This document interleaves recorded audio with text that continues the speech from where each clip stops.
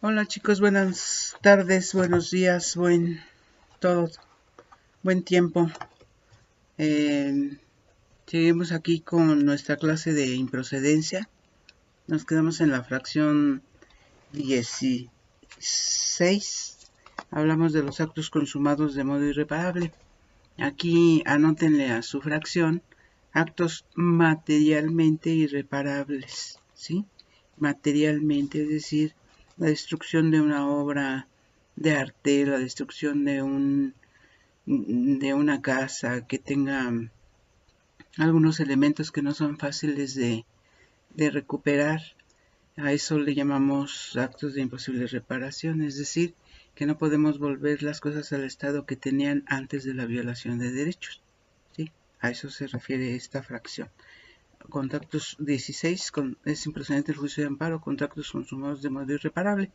Lo vimos en la clase anterior, antes de nuestra entrevista del jueves. Vamos a continuar y sigue la fracción 17, a la que aludía Alan Ricardo, que nos dice que contra actos es improcedente el juicio de amparo contra actos emanados de un procedimiento judicial o de un procedimiento administrativo seguido en forma de juicio, cuando por virtud del cambio de situación jurídica en el mismo deban considerarse consumadas irreparablemente las violaciones reclamadas en el procedimiento respectivo, por no poder decidirse en tal procedimiento sin afectar la nueva situación. Aquí existen algunos presupuestos que se deben cumplir, es decir, que exista previamente un procedimiento administrativo o judicial seguido en forma de juicio, es decir, donde haya habido una queja, una denuncia, y con base en eso se abre, si fuera la materia penal, pues se abre una carpeta de investigación y en ese procedimiento se dicta una resolución o una determinación. Esa determinación se impugna, pero sobreviene, es decir, tiene que venir, o no necesariamente tiene que venir, pero en este supuesto es que sobrevenga otro acto distinto de la misma autoridad que cambie la situación en la que se encontraba ese gobernado. Entonces, yo se los explico más sencillamente con un ejemplo. En el sistema penal anterior, acuérdense que tenemos plazos constitucionales. Entonces, la persona combatía una, perdón, una orden de aprehensión, ¿sí? Y como tenemos plazos constitucionales, eh, él impugnaba en la demanda de amparo la orden de aprehensión. Por los plazos constitucionales que existen, se dictaba enseguida, o dentro del plazo constitucional, 72 horas, se dictaba el auto de formal prisión. Bueno, ese auto de formal prisión no constituía el acto de autoridad, era la orden de aprehensión. Entonces se decía en ese supuesto que había habido un cambio de situación jurídica, que ya el gobernado no estaba en esa calidad respecto a la que le reclamaba la orden de aprehensión, sino que ahora ya tenía con otros elementos, se había dictado el auto de formal prisión. Allí hubo un cambio de situación jurídica. Nosotros en el amparo no podemos cambiar el acto reclamado. El acto reclamado siempre va a ser el que diga el quejoso. En este caso dijo que era la orden de aprehensión. Bueno, esa orden de aprehensión, las violaciones que hubiera habido para la realización de la misma, ya quedan consumadas jurídicamente porque sobrevino el auto de formal prisión. Allí hubo un cambio de situación jurídica que hace inviable ese juicio de amparo interpuesto. Acuérdense ustedes que nosotros en ese sistema anterior, pues podíamos ir al amparo respecto de todo tipo de actos de autoridad. Una orden de presentación la cometemos en el amparo, una orden de aprehensión la cometemos en el amparo, el auto de formal prisión lo combatemos en el amparo, y la sentencia, pues ya saben ustedes que la sentencia la podemos todavía combatir en el amparo directo, ¿sí? Todas las anteriores era para el amparo indirecto. Esta última, la sentencia, para el amparo directo. Entonces, yo diría el ejemplo clásico que tenemos o con el que explicamos esta fracción de cambio de situación jurídica es ese el anterior sistema penal que teníamos, ¿sí? Vamos a suponer que en el actual se combate la orden el auto de vinculación. Bueno, puede sobrevenir una determinación donde ya se defina la situación de ese gobernado, y eso haría que esas violaciones habidas durante la obtención de ese auto de vinculación ya no se podían analizar. A eso se refiere esta fracción. Entonces yo les decía que existen varios presupuestos, están señalados en el libro. Estos presupuestos, entre ellos se encuentra la independencia entre el acto que estamos reclamando y el acto posterior, ¿sí? Son independientes uno del otro, autónomos. Acuérdense ustedes que en materia penal tenemos, sobre todo en la materia penal, tenemos una serie de elementos que se deben dar para la orden de aprehensión, para el auto de vinculación o de formal prisión antes, y para la sentencia. Y tiene sus plazos cada uno. Entonces, dice el libro que se necesitan ciertos presupuestos. El primero es que el acto reclamado derive de un procedimiento administrativo o jurisdiccional seguido en forma de juicio. ¿Qué quiere decir seguido en forma de juicio? Pues lo más parecido a un juicio. Eso quiere decir lo más parecido a un juicio. Y lo más parecido a un juicio es donde sea un procedimiento donde se haya dado garantía de audiencia al gobernado, ¿sí? Ser oído y vencido en juicio, es decir, que se le dé oportunidad de comparecer y de ofrecer pruebas. El segundo requisito sería que después de presentar la demanda sobrevenga un acto distinto, independiente, que nos dé o que configure ese cambio de situación jurídica.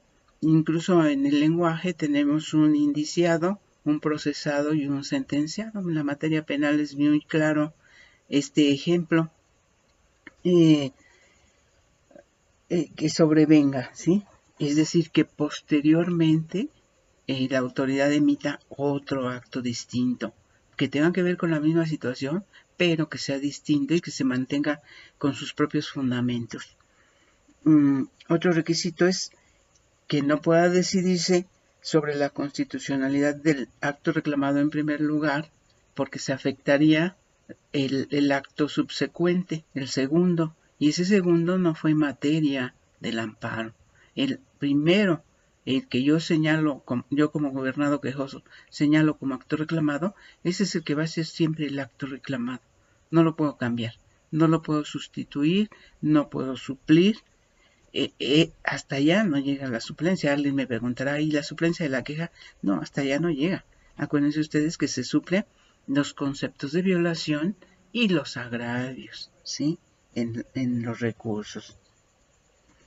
Y el cuarto requisito es que exista autonomía e independencia entre el acto reclamado y la nueva situación que surgió, que sobrevino durante la tramitación de ese amparo, ¿sí? Entonces, ese nuevo acto, digamos que ese nuevo acto le quita vida a este primario y ya no puedo analizar porque afectaría este segundo, que no es materia del amparo.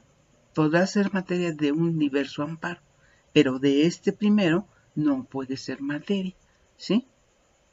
Ojalá que, que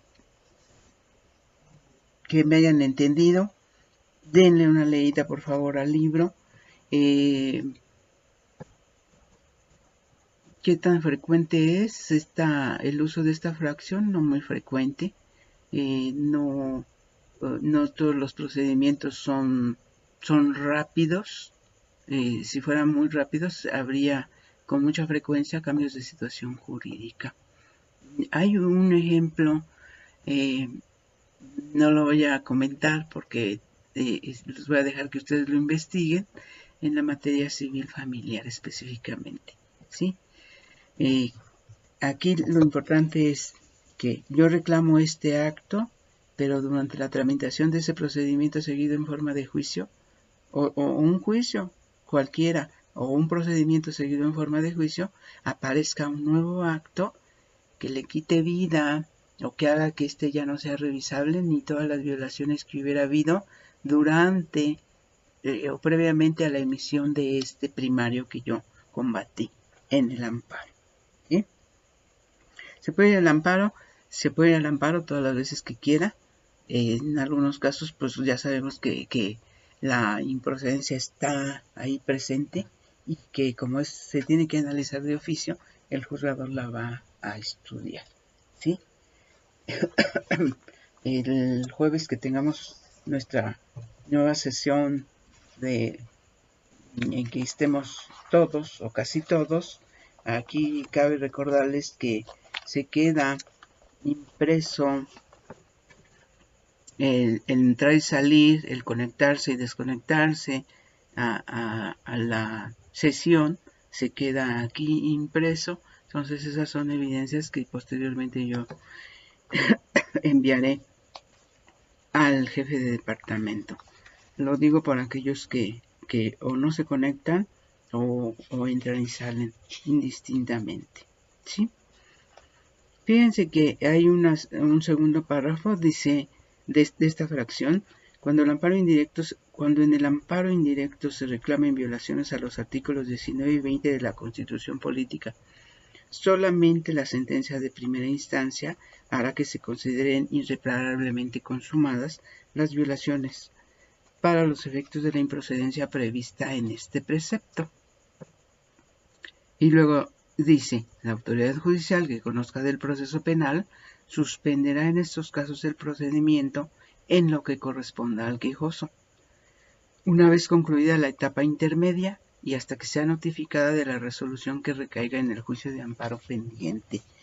Aquí, al ver que en la materia penal, en el antiguo sistema penal, sucedía mucho se aplicaba mucho esta causal de improcedencia, el legislador le puso un límite y dijo, bueno, si interpusieron el amparo, espérate tantito, respecto de ese gobernado, no dicte sentencia, suspende el procedimiento una vez que haya cerrado la etapa, esa etapa de instrucción, dice, la etapa intermedia. Dice, una vez concluida la etapa intermedia. Entonces, suspendía para que el juzgador de amparo determinara si todo lo actuado estaba conforme a derecho, lo confirmaba, lo concedía el amparo, pero si no, lo dejaba sin efecto y entonces la autoridad tendría que iniciar otra vez el procedimiento penal. ¿Sí? Entonces,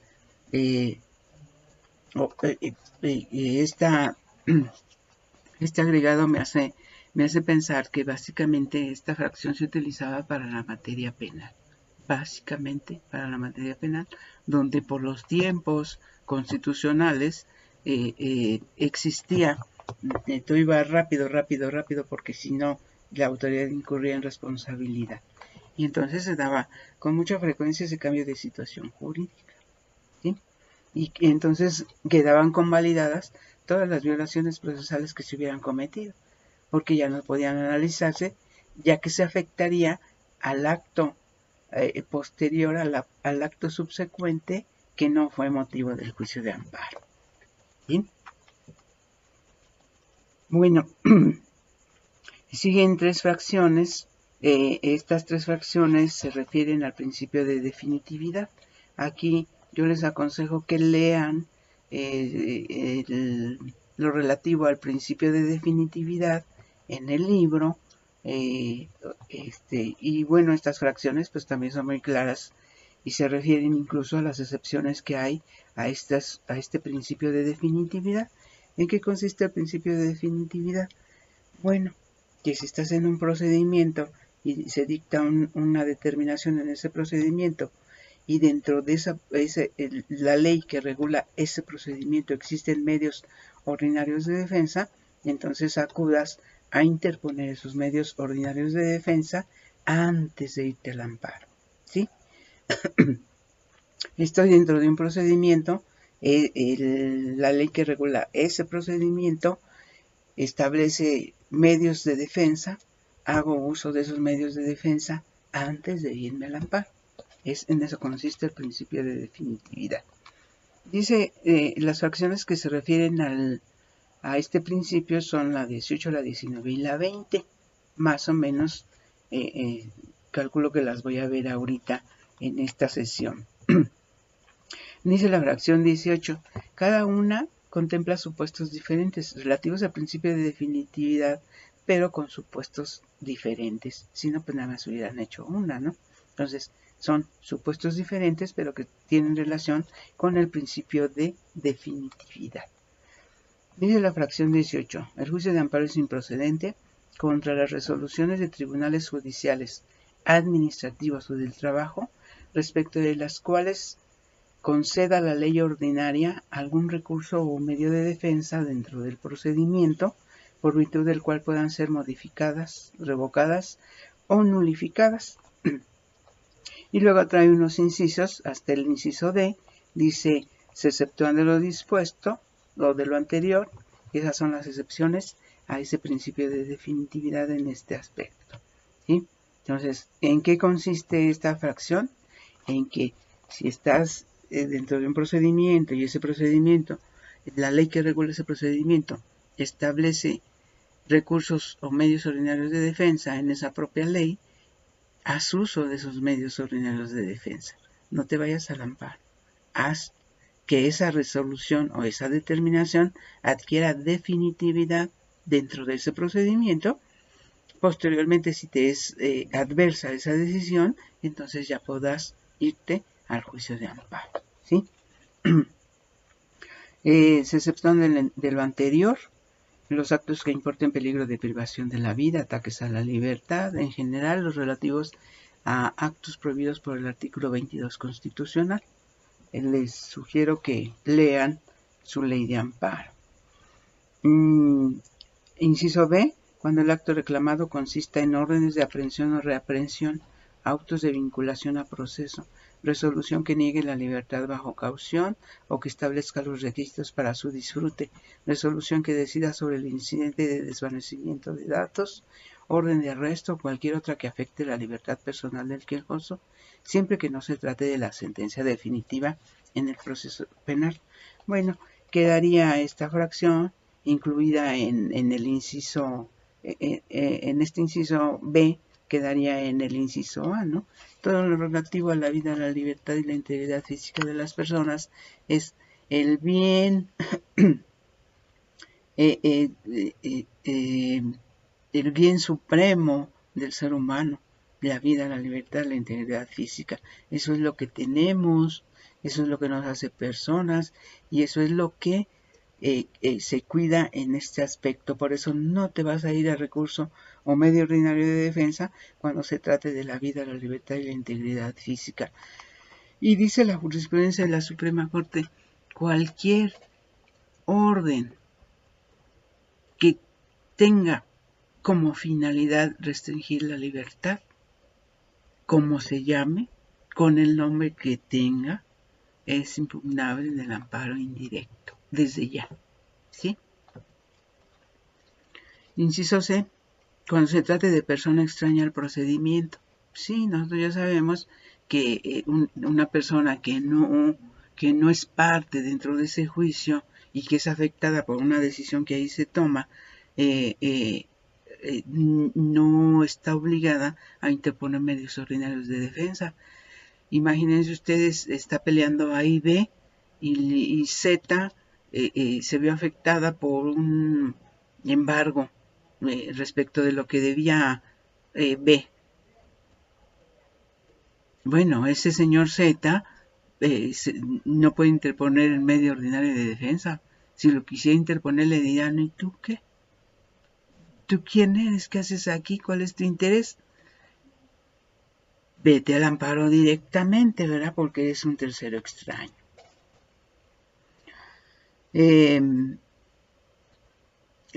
Cuando la procedencia del recurso o medio de defensa se sujeta a interpretación adicional o su fundamento legal sea insuficiente para determinarla, el quejoso quedará en libertad de interponer dicho recurso o acudir al juicio de amparo. Sí, la Corte también en jurisprudencia ha establecido que el recurso tiene que estar exactamente determinado, definido dentro de esa ley. Si da lugar a que yo dude si es o no el medio idóneo de defensa, si puedo o no interponerlo, si lo deja a la interpretación del gobernado quejoso, entonces dice no, en esos casos no interpongas el medio ordinario de defensa, vete al amparo, ¿sí? Y ahí no te van a poder desechar o sobreseer tu amparo porque digan que incumpliste con el principio de definitividad. Tiene que estar bien claro y tiene que estar bien reglamentado, ¿sí? Más ahora que, de acuerdo con el artículo 17 constitucional y con la jurisprudencia de la Corte Interamericana de los Derechos Humanos, se habla de que los juicios sean claros, sean breves y sean idóneos para obtener lo que el gobernado desea obtener. Entonces, imagínense ustedes un recurso que no es claro, que no se sabe si es procedente o no, no se sabe con qué requisitos debe cumplir, o bien que esté regulado en un reglamento y no determinado en una ley. Entonces, en esos supuestos es compleja la situación y el pobre gobernador no sabría ni qué hacer, ¿sí? Entonces se va al amparo. Esa fue la fracción 19. Acuérdense que esta nada más se refiere a que exista un medio ordinario de defensa en la ley ordinaria de la que deriva el acto reclamado. Si existe un recurso, tengo la obligación de interponerlo. Dice la ley, agotarlo, de interponerlo, de usarlo, ¿sí? Para volver definitivo ese acto de autoridad.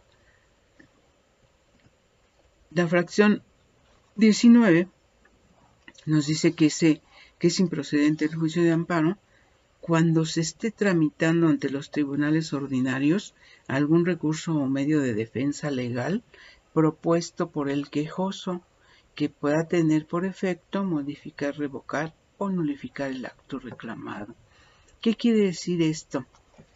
Que el gobernado, su abogado, ante la duda y quizá un poco ante la confianza, dice, vamos a interponer el recurso, lo interpone, pero pasados unos días dice, pues también vamos a interponer el amparo porque no sabemos qué decisión nos vayan a dar aquí. Vamos a interponer el amparo. Y lo hace casi conjuntamente, ¿no? Quizá puede ser incluso el mismo día, pero interpone a la vez el recurso y el amparo. ¿Y qué le van a decir en el amparo? Este amparo es improcedente. ¿Por qué? Porque estás haciendo uso de un medio ordinario de defensa que todavía no se resuelve. ¿Qué tiene que hacer el juzgador de amparo?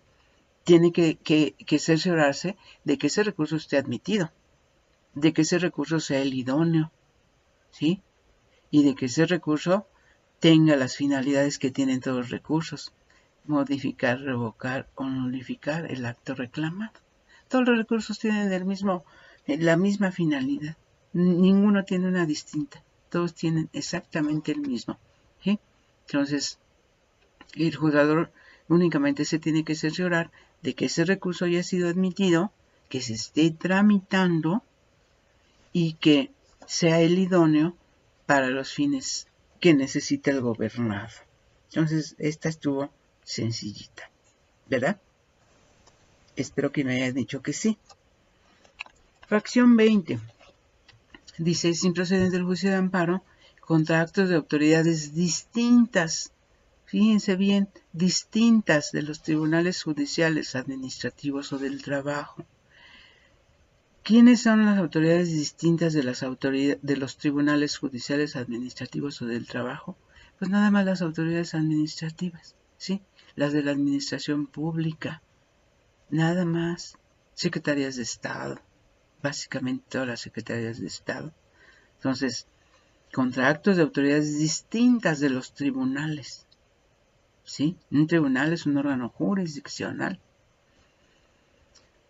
Que deban ser revisados de oficio.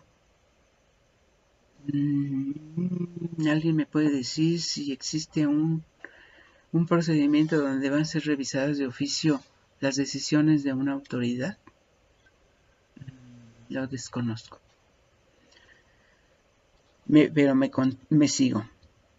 Dice, es improcedente el juicio de amparo contra actos de autoridades distintas de los tribunales judiciales, administrativos o del trabajo que deban ser revisados de oficio conforme a las leyes que los rijan, o bien que proceda contra ellos algún juicio, recurso o medio de defensa legal por virtud del cual puedan ser modificados, revocados o nulificados.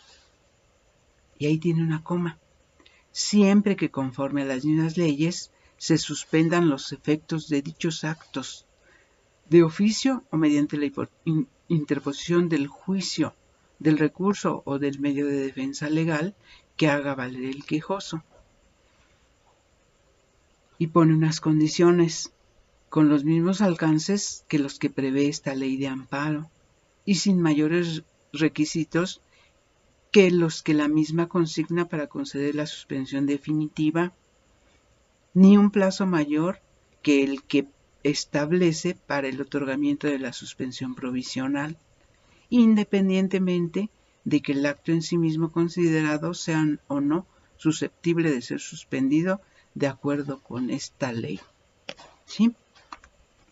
Bueno, ya dijimos respecto al primer renglón que las autoridades distintas a los tribunales judiciales, administrativos o del trabajo no son otras más que las autoridades administrativas, las autoridades que dependen de la administración pública centralizada, descentralizada o desconcentrada. Sí, ya no tenemos muchas.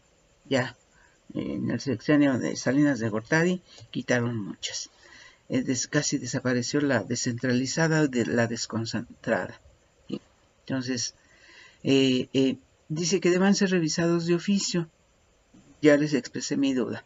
Si alguien lo sabe, que nos ayude a entender esto. Dice, o que proceda contra ellos algún juicio, recurso o medio de defensa, siempre y cuando ese recurso o ese juicio o ese medio ordinario de defensa prevea la suspensión en idénticos o en mejores términos que los que establece la ley de amparo. Eso es lo que quiere decir, que aunque el gobernado no vaya a pedir la suspensión, aunque el acto aparentemente no sea suspendible, tiene que estar prevista la suspensión. Si no está prevista la suspensión de los actos reclamados, o está prevista, pero me pide más requisitos que los que señala la ley de amparo, por ejemplo, que me pida 3, la ley de amparo me señala 2, esta ley ordinaria me pide 3, y me dice, una vez que cumplas con esos requisitos, voy a ver qué decreto sobre la suspensión la está condicionando, la está haciendo, está alargando ese procedimiento que debe ser sumario, que debe ser lo más rápido posible. ¿Sí? Entonces, en ese supuesto, me pide más requisitos, o me pone más tiempo, o me pone condiciones ante esa situación, yo estoy exento de interponer los medios ordinarios de defensa. Dicho en sentido contrario, o como los abogados dicen, a contrario sensu, debemos leer esta fracción, ¿sí? Si existe el medio ordinario de defensa, pero en ese medio ordinario de defensa no se determina la suspensión de ese acto de autoridad, o se determina con mayores requisitos o con un mayor periodo de tiempo para determinártela o para concedértela, o con ciertas condiciones que debes cumplir, entonces no estoy obligado a interponer el medio ordinario de defensa. Eso quiere decir esta fracción. Denle por favor una leída, ¿sí? Fíjense aquí que después de esa fracción, de ese párrafo que les leí, dice: no existe obligación de agotar tales recursos o medios de defensa. 1. Si el acto reclamado carece de fundamentación. 2. Cuando solo se aleguen violaciones directas a la Constitución. Y 3. Cuando el recurso o medio de defensa se encuentre previsto en un reglamento sin que la ley aplicable contemple su existencia. ¿Sí? Entonces el juzgador tendrá que leer tendrá que leer toda la demanda de amparo para ver si se cumple con ese principio de definitividad o no. Porque dice este párrafo que no existe obligación de agotar tal recurso si el acto reclamado carece de fundamentación. Ese será el argumento que tendrá que hacer valer el gobernado en sus conceptos de violación, que carece de fundamentación. En ese supuesto, no existe la obligación de agotar el principio de definitividad, ¿sí? Un segundo caso de excepción, cuando solo se aleguen violaciones directas a la Constitución. ¿Qué quiere esto decir? Que se aducen violaciones directas a la Constitución, es decir, nada más se refiere en sus conceptos de violación al artículo 1, actos de discriminación, al artículo 4, derecho a la salud, al artículo 3, derecho a la educación. Es decir, solamente toca un derecho fundamental establecido en la Constitución. No lo relaciona con legalidad, no lo relaciona con una ley secundaria, no lo relaciona con algo fuera de la Constitución, ¿sí? Una violación directa a la Constitución. Garantía de audiencia, ¿dónde está? En la Constitución, 14:16. Nadie puede ser molestado en papeles, domicilios y cosas sino a través de mandamiento escrito de la autoridad competente que funde y motive la causa del procedimiento, ¿sí? Entonces,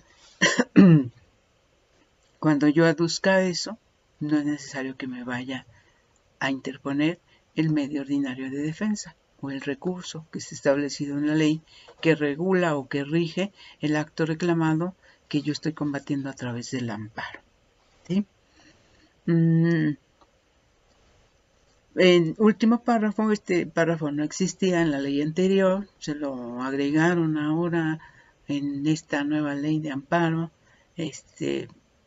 Voy a ver qué opinaron ustedes, ¿eh? Dice: si en el informe justificado la autoridad responsable señala la fundamentación y motivación del acto reclamado, operará la excepción al principio de definitividad contenida en el párrafo anterior. Si en el informe justificado la autoridad responsable señala la fundamentación y la motivación del acto reclamado, opera la excepción al principio de definitividad. Entonces, si cuando la autoridad responsable rinde su informe, nos da la fundamentación y la motivación de ese acto, el juez de distrito ya no puede aplicar esta causa de improcedencia, sino que tendrá que resolver la cuestión de fondo, bien sea para negar o para conceder el amparo. Lo ideal sería que se lo concedieran, ¿verdad? Eso es lo que queremos todos cuando interponemos un amparo, que nos concedan el amparo, es decir, que nos den la razón.